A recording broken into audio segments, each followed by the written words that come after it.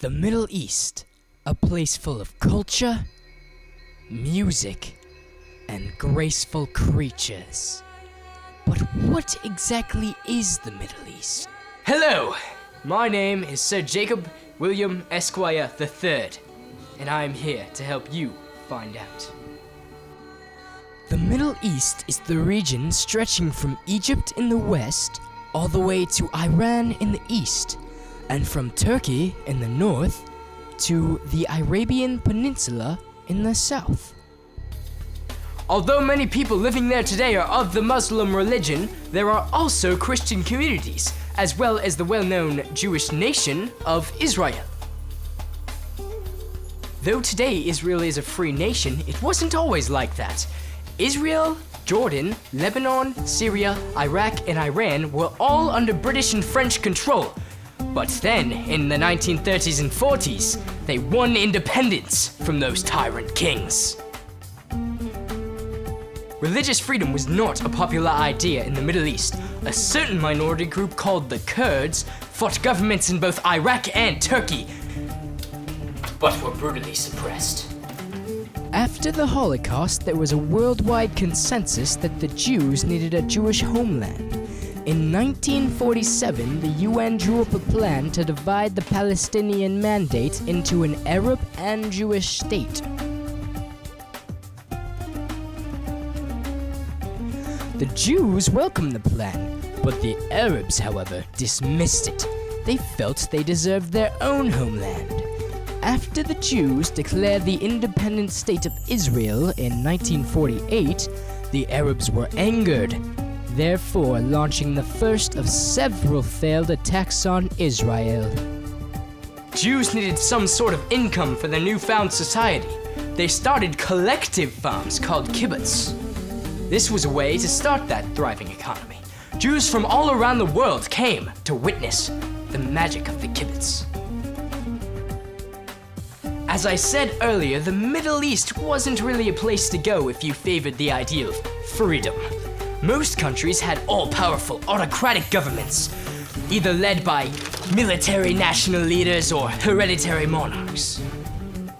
The only countries that actually had a multi-party democratic system were Israel and Turkey.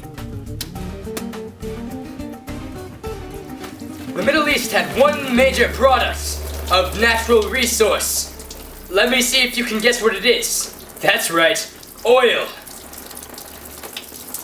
That's right, oil. The most oil-rich countries in the Middle East are Saudi Arabia, Kuwait, Iran, and Iraq. In 1960, these countries joined along with Venezuela to form the Organization of Petroleum Exporting Countries, or the OPEC for short. The OPEC made those countries very rich in money. In 1973, members of the OPEC started using oil as a weapon. They stopped shipping oil to supporters of the Yom Kippur War. This led to a worldwide recession. After independence, some Islamic countries started returning to a more Western style, brought in by influence from the United States and other places in the West. However, Islamic extremists called for a return to Sharia, or Islamic law based on the Quran. Many Muslims supported the Islamic Revolution. They disagreed with Western cultures. They even used violence as a tactic. However, most Muslims sought peace to achieve their goals. In most Middle Eastern countries, women started to gain equality. In Turkey, Syria, and Egypt, some women even broke the tradition of the hijab, or traditional Muslim headscarf. This is just a towel, and it looks nothing like a hijab, but it's all I had. In some Middle Eastern countries, however, like Saudi Arabia and Iran, women must follow traditional Islamic roles, like wearing the hijab. Women are also less likely to go to school than boys, because it is believed that they would not need such studies for their traditional roles as housewives. However, the many Western traditions has broken this idea in some places. Hello, I am Jamal Abdel Nasser, and I am here to tell you about the great country of Egypt. As you know, Egypt is very important because it controls the Suez Canal. The Suez Canal is the canal that connects Europe with Asia and East Africa. In 1952, I seized power determined to stop Western domination and to modernize Egypt. In 1956, I nationalized the Suez Canal and stopped France and Britain from controlling it. Now, they tried to take it over with military powers, but my boys, the US and Soviet Union, backed them right out of there. Now, my Arab nationalism helped me gain popularity throughout the Arab world. I even tried to launch 2 wars against Israel and tried to stop the US from backing him, so I grabbed the Soviet Union to help me kick him out. Unfortunately, I was unsuccessful. Now, as I was saying, Egypt. Hey, what are you doing with that? Ugh! This just in, a man impersonating Jamal Abdel Nasser has been seen throughout the cities. If you find him, please keep him and send him to the authorities. Now back to Egypt. In 1979, Anwar Sadat, Nasser's successor, sought to make friends with Israel, the first person to do this. It also sought to get rid of Soviet aid and look for allies in the US. Unfortunately, Muslim fundamentalists disagreed with his idealism. Therefore, in 1981, he was sadly assassinated.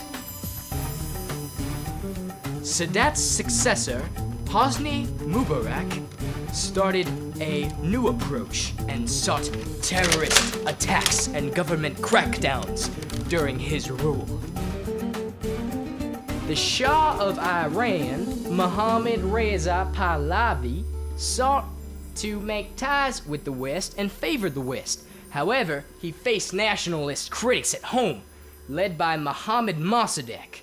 Now, Mossadegh, he was a bad dude. In 1951, he was elected prime minister, but with the help of our boys from the US, we were able to kick him out and bring the oil industry of Iran back under Western control. Yeah! The Ayatollah, or religious leader, Ruhollah Khomeini, was very opposed to the Shah's new Western changes. In 1979, he even led massive protests which drove the Shah from power. Khomeini and other Islamists declared an Islamic republic. The government was now a theocracy, or religious government.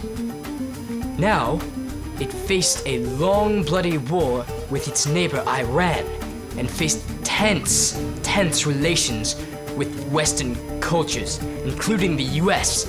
In 2003, the US accused Iran of supporting Iraqi troops with weapons, and it even accused Iran of using nuclear research to cover up research for nuclear bombs.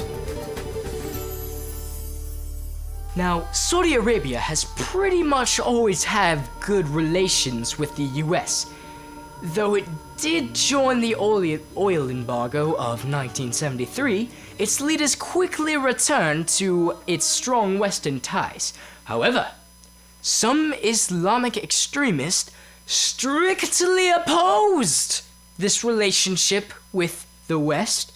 Therefore, they resorted to terrorist attacks and fought off these Western ties.